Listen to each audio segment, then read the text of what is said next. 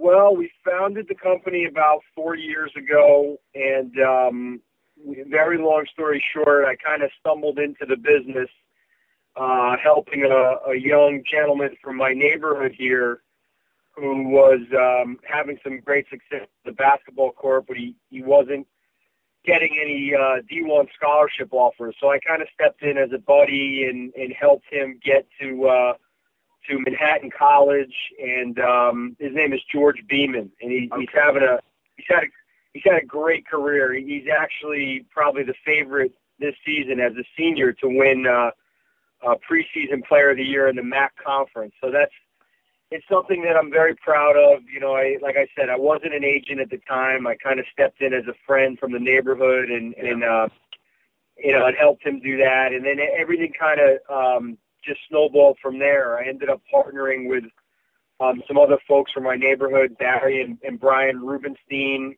after that, and decided to make a go of it as an agent because I had, I really had such a good feeling about helping George, and I've been involved with sports and basketball all my life, but never really formally. Right. So anyway, we got together and decided to make a go of it, and they are the ones that have the ownership stake in Basketball City here in New York. Okay. And that's been a real unique leverage point for us to build the agency and develop players and kind of grow things organically. And so, when you're getting into this business, it's like any other business, but especially starting an agency and competing with some of the big guys like the CAAs and the Wassermans, it's very difficult, and you have to find a niche. So anyway, that's kind of the long story short of how I got into business. And shortly after I helped George, I signed a player out of LaSalle named Vernon Goodridge, who was a big power forward, and I was able to get him into NBA Summer League with the Sixers. Okay. And then he went from there to the Golden State Warriors vet camp, and then on to the NBA Development League, and he's gone on to have a really nice career over in Europe. Right. And then signed some other kids, a bunch of kids in the NBA Development League, a bunch of kids that are overseas. I just had another big guy in Timberwolves vet camp named Phil Jones. Okay. And so, again, just growing organically, trying to find guys that fill a niche and can play a role, and then also, growing our training business at Basketball City. Yeah. Enables us to really grow organically and find kids early on and develop them. And so that's the way I look at the new facility, as kind of like a factory for us to develop kids for the future. Okay. And when you first started with that one player and you had the success, did you have the vision that it would go on to become what it is now?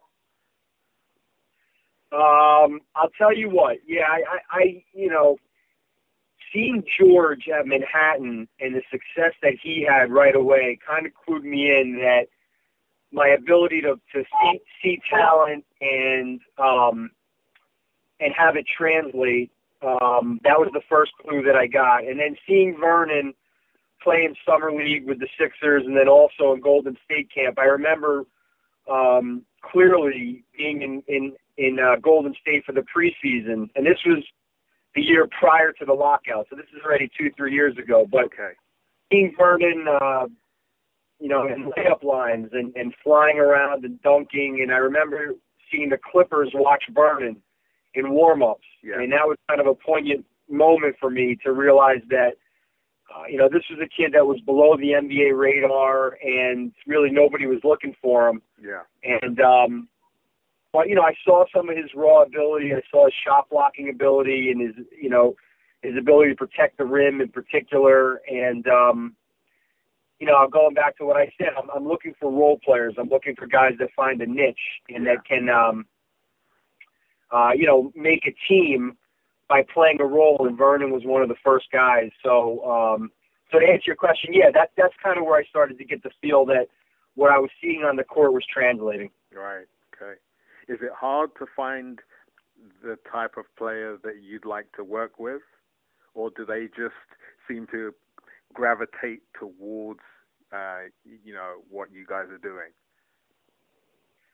No, you really, listen, it's like anything else. You get out of it what you put into it. I believe that. I work very, very hard. I scout a lot of the colleges around here. I mean, coaches, they see me hustling, and I get to know the players, and I get up close and personal to really get a feel for them and their personality. And so, I think if you scout hard and you can find these kids that are below the radar, you also develop credibility with guys like, Donnie Walsh and Pat Riley and Mitch Kupchak. I mean, right. Let's face it, they can't get to every game, right? So if you can put players in front of them that they didn't know about to begin with, that they, maybe they were kind of on the radar, but not too high on the radar. Yeah.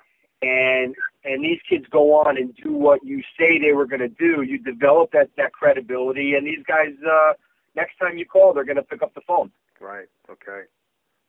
Yeah. It's a big deal, isn't it? Just making sure that you're doing the right thing.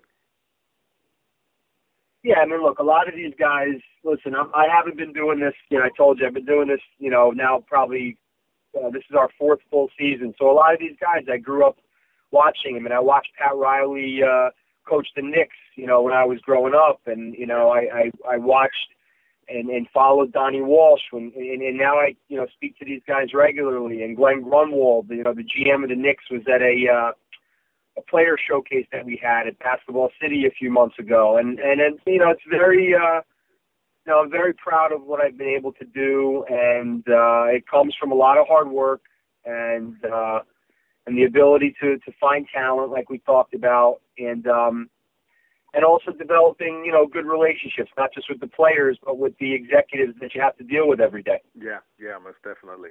The business side of things. No question.